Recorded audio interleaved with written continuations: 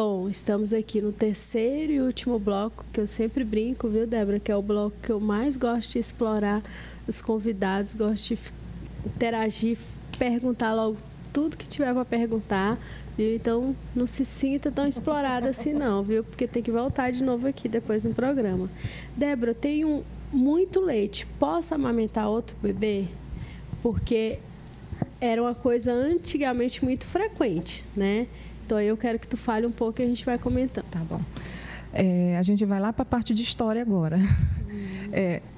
A gente já ouviu alguma vez na vida falarem de ama de leite, não é? Por que nasceram as amas de leite? Porque, antigamente, as mulheres brancas tinham os filhos e não queriam amamentar. E as negras, que tinham os filhos também na mesma época, tinham os filhos, amamentavam e tinha essa produção de leite abundante. E os filhos das mulheres brancas eram amamentadas pelas amas de leite negras. E isso ficou incutido na cultura. Gente, é tudo cultural. E hoje em dia, a gente não orienta no Brasil, tá, gente? No Brasil, a gente não orienta. Por quê? Porque a gente não sabe o que aquela mãe pode ter de doença, algum tipo de doença. Que nem eu falo, gente, não está escrito na testa, né? E se não está escrito na testa, acaba sendo perigoso. Então, por exemplo, eu tive um bebê, o meu bebê está com 5 dias. A minha irmã tem um bebê de 3 meses. O meu leite que ele precisa, que eu estou produzindo, que a gente acabou de falar do tipo de leite, não é o mesmo leite da irmã. De repente, a alimentação da irmã pode influenciar, não é? Ou então a irmã tem alguma doença que desconhece e pode acabar passando para o bebê, entendeu? Então, não é aconselhado você amamentar outro bebê e nem deixar o seu bebê ser amamentado por outra pessoa. Isso chama amamentação cruzada. E no Brasil é proibido. Acontece, viu, gente, na maternidade ainda. Por mais que a gente oriente, acontece em família. Né? Ela disse, não, mas a minha irmã tem um bebê e eu acabei dando na hora do desespero. E eu confio, né, que ela é saudável, que está tudo bem e tal, gente, mas isso é algo tão particular, é algo assim, ali é quase uma transfusão, né, gente, assim, porque são fluidos, né, que está saindo da pessoa para a boca, então assim é algo muito pessoal, né? E aí pode parecer algo banal, natural, igual a Débora acabou de explicar, assim, né? A história, né? Ah, ninguém morreu, né? Mais ou menos isso que as pessoas justificam, né? Ninguém morreu, tá todo mundo saudável, todo mundo sobreviveu, né? Mas assim, parece aquela coisa assim, quando eu sei da verdade, tudo pode acontecer, né? Lembrando que, como eu falei para vocês, que não está escrito na testa, de repente, na mesma enfermaria que você está, ao lado tem uma mãe HIV positivo. E aí? Você não sabe, ela não vai falar. E é algo que você não pode divulgar, ninguém pode estar falando, né? É algo que não dá para você. E é bem isso mesmo. Não está na testa dizendo quem é quem. Né? Eu lembro que uma vez eu vi um estudo, na verdade, né? Onde eles fizeram... não podia divulgar porque era algo só para fins internos, de estudo, né? E aí fizeram a coleta... de sangue para estar verificando, né? Justamente HIV e, se eu não me engano, hepatite, dentro de um hospital, né? Gente, assim, incrível, sabe? Tipo, de 10 pessoas que entravam, 3 eram positivas HIV. Então, assim, é algo que muitas pessoas sabiam que já tinham, mas a maioria não sabia que tinha, né? Então, realmente, quem vê cara, a gente não sabe, nem se a gente... Né, assim, tem pessoas que fazem o pré-natal, fazem os exames tudo direitinho, mas tem pessoas que até hoje não fazem o pré-natal. né? Chegam lá, quantas chegam lá na maternidade que não fez uma consulta, que não passou, ou só uma, né, Débora? Só foi no dia lá para fazer a carteirinha porque é obrigatório, né? Então, assim, tem tantas coisas que permeiam, tem tantas coisas no meio do percurso, no meio do caminho, né? Então, assim, não façam isso, não deem o seu bebê, né, para outra pessoa amamentar, por mais que seja próximo, seja amigo, seja familiar, né? É algo muito arriscado que não vale a pena, não compensa, né? Procure orientação, vá num profissional, né, que ele com certeza vai conseguir te encaminhar, te orientar da melhor maneira possível. E se de tudo, né, de tudo, não conseguir lá no final, né, a última esperança, né, não conseguir, aí vai para a fórmula, aí já é uma outra situação, né, Débora? É bem por aí. Débora, tem o peito racha se o bebê arrotar em cima dele. Gente, essa daqui, quero ouvir. Vai. O peito racha, gente, o peito fissura se o bebê pegar de forma inadequada. Arrotar algum tipo de ar não tem associação nenhuma. Realmente a gente joga mais essa por terra. O que a gente tem que jogar para cima é sempre orientar, é sempre se informar, né, de como essa pega deve ser feita, para evitar rachaduras, para a gente mudar a fala de quando chegar no consultório e a gente perguntar, está tudo bem? Ela disse, agora está. Então, agora não, sempre esteve, entendeu? Porque todas as mães são capazes de produzir, né? Às vezes, nem todas conseguem. Né? A amamentação exclusiva, que a gente chama. Mas eu acredito que qualquer amamentação é válida, porque cada história é uma história. E no país que a gente mora, no Brasil, hoje em dia, a única mãe que realmente não pode amamentar é a mãe soropositiva. De resto, todas estão qualificadas. E até a mãe soropositiva vai produzir o leite, só que a gente tem que tomar outras providências para isso. É outro caso, né? Outra situação, né, Débora? Débora, e a chupeta e a mamadeira podem atrapalhar na pega do bebê? Essa é a grande briga, né? Do outro lado, já sei o que vão falar. Eu já sei, são os sobreviventes. Não é você, né? Não é você, eu duvido se fosse você, você não ia dar, não ia... O que acontece, gente? O bebê, ele nasce e ele está projetado, todo bonitinho, para pegar a mama da mãe. É um tipo de bico. Lembra que nós falamos de bico lá atrás, né? É um tipo de mama, é um tipo de pega. E ele tem que fazer todo um exercício, né?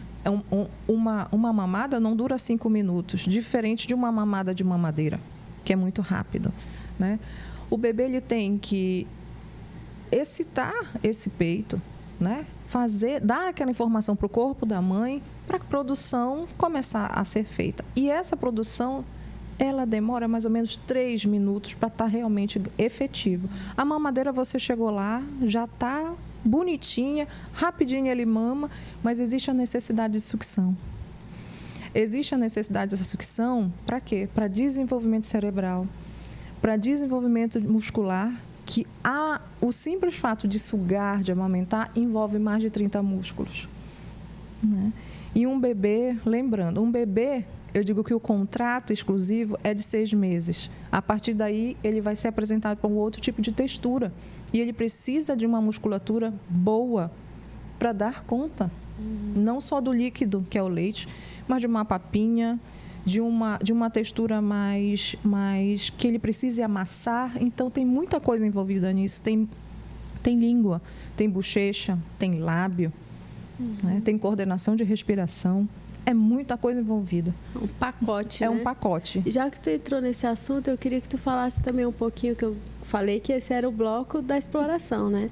Sobre algo que ainda é novo, né? Que poucas pessoas sabem, mas que já existe e é muito bacana, que é o teste da linguinha, né? Que tem tudo a ver com isso que a gente está discutindo agora, né? Então, eu queria que tu falasse um pouquinho da importância... Sim.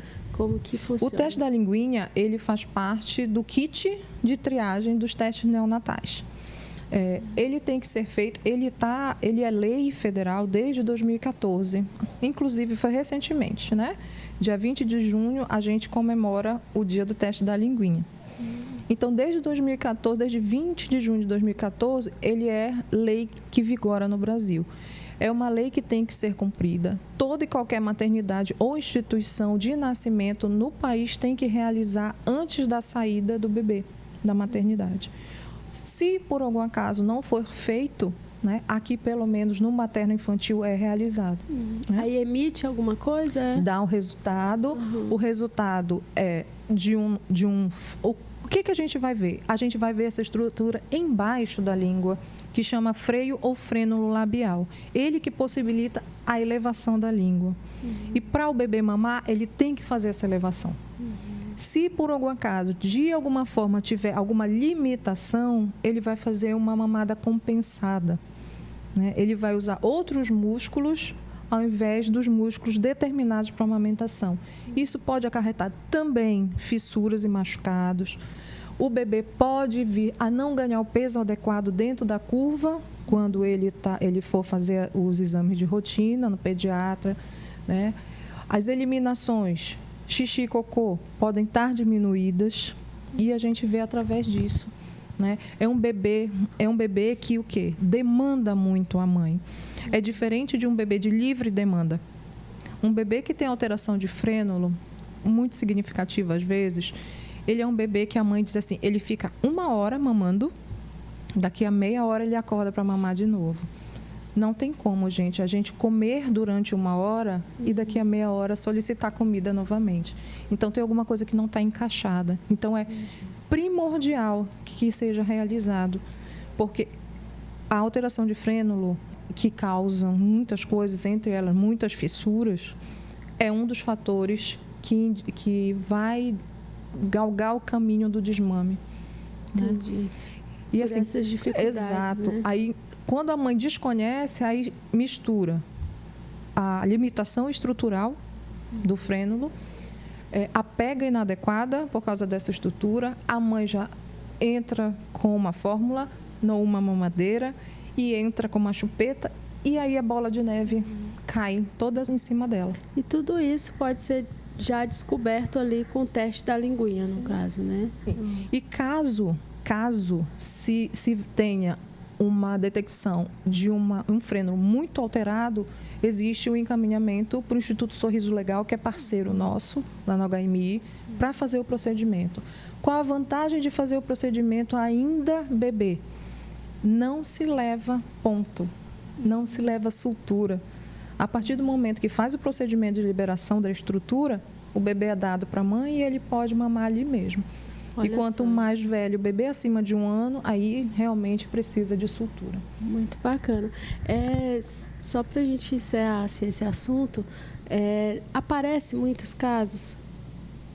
Parece, né? Hoje em dia a grande discussão. Por quê? Diz assim, mas virou moda? Todo mundo tem língua presa? Não virou moda. O que, graças a Deus, aconteceu? Os profissionais estão se qualificando, justamente. Estão se quando capacitando. Quando eu descobri, já era muito tarde, o menino já tinha deixado de amamentar. E como a gente... Sabe o que acontece demais, Dármina? Os bebês chegam pra gente realizar o teste, e a gente nota que um irmão mais velho tem, o pai tem, a mãe tem, lembrando que é um fator hereditário e acomete mais os meninos. Não que as meninas estejam livres, mas os meninos, eles são mais acometidos. Entendi. Muito bom, muita informação bacana. Débora, em relação a outra dúvida aqui bem frequente da amamentação, é mesmo de 3 em 3 horas? Eu sou obrigada a marcar, botar lá no meu celular, apita aí, meu filho, de 3 em 3 horas eu tenho que dar de mamar. É isso mesmo? Na verdade, esse costume de 3 em 3 horas acaba vindo de dentro dos hospitais. Por quê? Porque os pacientes, né, os bebezinhos, quando internados, eles recebem o leite de 3 em 3 horas. Por quê? Porque existe uma rotina dentro da unidade. Então, não tem como ficar com o bebê toda hora, ele demanda toda hora. Né? Mas não tem rotina de fralda, tem rotina de verificar sinais vitais, então tem medicação, né? Então, tudo é dentro de um plantão, tudo tem o seu momento. Então, as dietas realmente são feitas de 3 em 3 horas. Porém, por que são feitas de 3 em 3 horas? Para que a gente não perca o nível de glicose do bebê. Se passar muito tempo, ele acaba apresentando um quadro de hipoglicemia. E isso que a gente orienta a mãe, não espera 3 horas. Às vezes elas deixam o bebê, elas dizem, não, ele dorme às vezes a noite toda e nem quer. Nossa, a noite toda não. Por quê? Porque bebê muito pequenininho tem que ter uma rotina. E eles vão, gente, em média, umas 8 vezes na mama dia. Tem uns que vão mais, né? Mas esqueçam. É só para a gente ter uma média de quanto tempo para gente... norte, né? Exato. Mais ou menos um norte. E ali cada bebê também tem o seu fluxo, né? É uma média, meninas, de 2 horas, 2 horas e meia, 3. Se passar de 3, começa a mexer com ele, né? Começa a estimular, né? Acorda e coloca para mamar. Ótimo. Tá bom? Esqueça os aplicativos. E, Débora, assim, mães que engravidam, que acontece muito também, né? Mães estão amamentando e engravidam. Elas vão poder continuar amamentando? É o que a gente chama, meninas, de amamentação em tandem, né? Tem um bebê, está amamentando um bebê e dentro de um ano, digamos assim, acontece demais, né? Ela engravida novamente. Não é contraindicado para a amamentação. Né? Por quê? Porque lembrando que o leite desse bebê que está mamando já é maduro. Quando ela tiver um outro bebê, o organismo muda, zera, volta para o colostro. É algo interessante. Para amamentar o bebezinho novo que precisa daquele tipo específico de leite. Então, pode amamentar, viu, gente? Pode amamentar sem problema nenhum. Ótimo, muito bom. Muitas duvidazinhas aí que foram tiradas. E eu já gostaria de agradecer a Débora, né, por ter aceitado o convite, estar aqui conosco, tirando um pouco do seu tempo para vir aqui com tantas dúvidas, tantos mitos, tantas verdades importantíssimas aí para vocês, para mim, porque todo programa eu aprendo, eu me atualizo, né, de alguma forma. Então, muitíssimo obrigado, Débora, que você continue, né, aí e depois vim de novo, né, para a gente discutir. Agradeço. Tem tanto tema bacana aí para a gente sim. discutir. Né? Gente, eu agradeço imensamente pelo convite, né? Muito bem recebida aqui. Eu acho que são vários programas, né, nesse tema, que é longo, são tantas perguntas. Verdade. Né? A gente abordou os principais, né, que são os mais recorrentes mesmo. E lembrando que, meninas, se vocês estão amamentando, estão com uma amamentação estabelecida e mesmo assim tem um excesso de leite, doem. A gente tem banco de leite, como eu falei, nós somos privilegiados, a gente tem banco de leite na cidade e a gente tem muito poucas doadoras. Né? E a nossa UTI, que eu faço parte dela, da UTI neonatal, do materno-infantil, ela está sempre lotada ou super lotada e as mães ainda não ficam lá. Né? Então, a gente precisa de leite humano, de doadoras. Eu acho que é leite do coração que eu falo. Né? Porque você amamentar o seu filho e mais outros que você não conhece, verdade. Você deu vida para outros bebezinhos que você nem conhece. Você é responsável por uma vida também.